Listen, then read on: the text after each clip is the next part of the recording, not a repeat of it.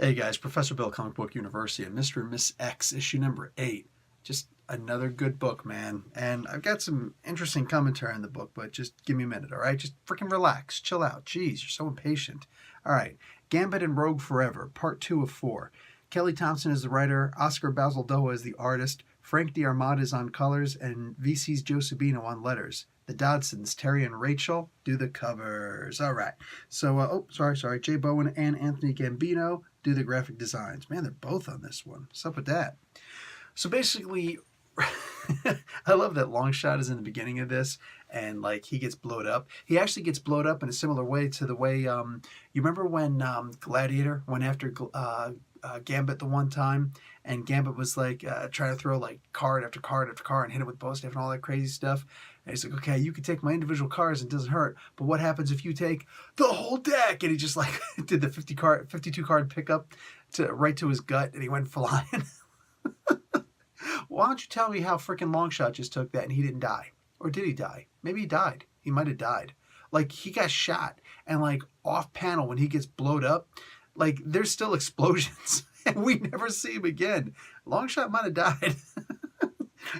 Somebody tell Gail Simone, because she's gonna have freaking Longshot in her book again, and it's gonna be like, oh no, sorry, you can't. He did. No, but I'm sure he's being cloned, much like Gambit, as it turns out, is being cloned over and over again. Why? Simple. Read the effing book. There is a really, really cool Gambit moment in here, which I haven't seen in a while, and I miss in a really terrible way. That is, he actually says his most famous line, "Bang, you did." Always been whenever Gambit says that, because like I'm not a huge Gambit fan. Make no mistake, I like Gambit. He's awesome. But as far as him being this romantic thing, all I imagine is kissing those like cigarellos that he's always on. It's like, it's kind of just like tastes like ash and stuff. And just no, the guy's probably like he's always wearing the same clothes, and I'm sure they stink like his cigarettes. Just not cool, man. Not cool. I don't see how anybody could ever fall for that, dude. Just no. But make no mistake, he's smooth, he's suave, he's badass. And when all of a sudden you hear bang, you did. You know you had it, you know? The only thing worse than that you could hear is, I'm the best there is at what I do, bub. It's schnick, ah! But, what do you call it? There's the problem they keep on running into, but it's actually a good thing in some ways. Rogue keeps on blowing up Gambit. She keeps on absorbing and killing Gambit. He keeps on coming back, so I guess he's being cloned or something. Didn't really catch on to that because there's a lot going on, a whole lot going on. But it's Mojo World, and that's just one of the things that he does. Anyhow, she realizes in a weird way Spiral is involved in this. So, Spiral's in this comic book, and Spiral is involved in her understanding and Rogue understanding that she can control her powers. It's funny because she said that she could, but she just couldn't deal with it at the time. In many ways, I wanted to get mad at that. That was several issues ago, but I just let it go because I'm thinking to myself, no, I know sometimes you could just get so exhausted. You know how to fix a problem, but you'd rather just go away. You'd rather just go away, let the problem go away. I know it's still there, whatever, don't look at me. I just need to freaking hide for a little while. Yeah, I guess everybody feels like that once in a while. Me personally, I'd rather kill the problem, but that's just me. Not everybody can be like that. It's not always a good thing to be like that. Rogue is not like that. Powerful as she is, I'm glad that sometimes she's not like that. So, Spiral is willing to help, but I don't think Spiral ever does anything for free. And since she uses magic, I think we know by now, if we've been reading Doctor Strange for any length of time, magic has a cost. In this particular case, her dance, magic dance, it's going to cost a little something also. And Gambit's going to have to steal something. The trick is, he doesn't know what he's going to be stealing. He just said yes. It wasn't quite that easy, but yeah, eventually he said yes. Because it doesn't matter. Whatever it is, he's going to do it because he wants to help his love, his share. You know what I'm saying? Maybe I'm pronouncing that wrong. I don't know. But he's got to help out Rogue. So I get it. This was a fun issue.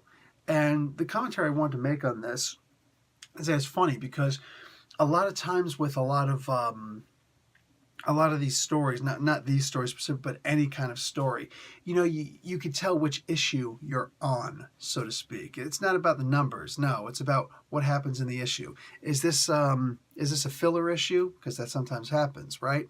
Is this an action issue where it's like, okay, we've been kind of, story heavy lately. Let's just give them a badass action issue. All the other stories, they can just throw a little bit of action in. But sometimes you have the full-blown action issue. Sometimes you have the explanation issue. Sometimes you have the payoff issue. You never know what you're going to get until you open it up. But you're almost guaranteed to never have the same issue twice.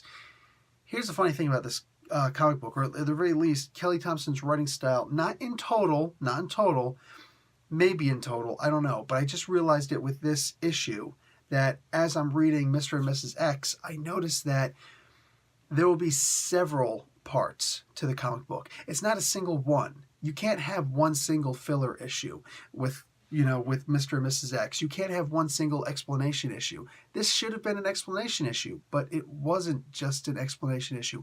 There was so much action in here. There was also a little bit of filler. There was a little bit of payoff. You name it. You know what I'm saying? Like, some way, somehow. I haven't really thought about it with her other books, but I know it's very evident with these books, and it's something I've been thinking about, but it's just really... like everything came into I don't know about perfection, but everything came into focus with this issue. That's what she's been doing. Can you really name one single thing, or can you name what happened in this issue, that issue, those issues, whatever? Because I can't. I look at it more as, okay, as these stories have been progressing, this is what happened, and this is what happened, this is what happened. Which issue do these things happen in? Most other comic books, I could tell you. This particular title, I can't. Starting to lose my voice again. I can't do that with this title, with Mr. and Mrs. X, because it's just a series of events that keeps on happening, and it flows, and it's not dependent on the issue. It's dependent on the actual story, because you don't have any issue that's only... the payoff issue, or this issue is let's lead into this, and let's build into that, and here comes the mystery, and here's the fake out issue. No, she does that fluidly. I'm kind of impressed. The art, of course, second to none. It's great how in some scenes you can see Mojo looks, it's expressive as hell. On average, a lot of comic books, they'll actually have it so that, the character just looks the same no matter what, blah, blah, blah, blah, blah. And an emotion is going to be something as simple as, my eyebrows have raised. My eyebrows have lowered. I'm opening my mouth, but my eyes are going to stay the same. It's just one of those kind of things, but not with this artist. No, did I say unfortunately? Oscar Basildoa, he'll have scenes like this, and he'll keep on showing scenes like this where, hey, look, people's faces genuinely change. The action, everything. And one of the things, I wonder if I can actually find the part. Darn it. Whatever it is. You can look at several backgrounds. That's the thing that really, gets me about the art here. That's an advertisement. But look, sometimes the background is simply not important. The explosion is what matters. Sometimes what do you call it? You need to see the background, right? Look, there's a background. They're in a jail cell. Sometimes you just need to see a cloud thing because they're moving from one place to another, and it's not the background that matters. It's the foreground. The background is pointless. It's the idea that they're free floating because she's about to kill him. But if you pay attention to the backgrounds, it's like somehow the background is not just assisting with the story. Yes, it's assisting with the story, but it feels like it's more. I'm telling you, this team, and I don't say that in any other comic book. I don't say that in any other title. Same writer, same artist, whatever. I don't do that. I just find it interesting that with this title, everybody involved is telling a story. All right? The colors are telling a story. Everything about this is telling a story. That's Frank D'Armata. You know what I'm saying? Everything is adding to the story. It's not just, here's such and such and such. No. Everything in this comic book, even if it's dark, it still somehow feels vibrant. That's pretty damn impressive. I almost feel like, God forbid, do we have the perfect team up? Ooh, that's like jinxing it, right? That's like jinxing. All of a sudden, somebody's going to get sick. There's going to be a delay in the comic book. They're going to change artists. Don't do it. Don't do it. And don't cancel the comic book. This is This is, oh, it's getting really bad now. This is a comic book that just keeps on giving. Every time that I go to this comic book, this is one of those comic books that I know, even if it's not going to be the best comic book that I read. In fact, the funny thing is, it's usually not the best comic book that I read, because it's not just one thing that's going to shine through. There's not going to be something in here that usually happens where you're like, holy crap. No, it's just, here's that word again. It's just fluid. It just flows. You know what I'm saying? You don't need something to shake up the entire story. You're on the sea. It's just that undulation. If there's a storm coming all of a sudden, it's like, what the frick?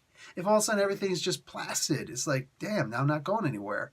So that never happens here. It's just a nice, smooth, even flow. And you don't need the super highs, because you're never going to come across those super lows. It's just a steady on book. And now I got like full steam ahead stuck in my head, and that just sounds so weird. But anyway, you know what? I'm done talking. The comic book just flows.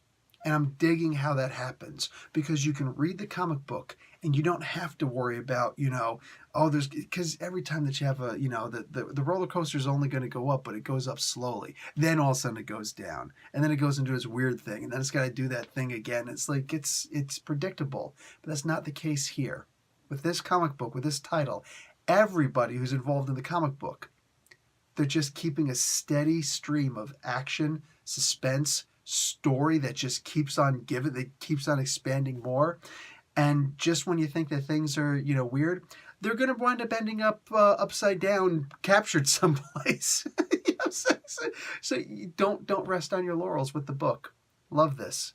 That's it, guys. Professor Bill, Comic Book University. Class dismissed.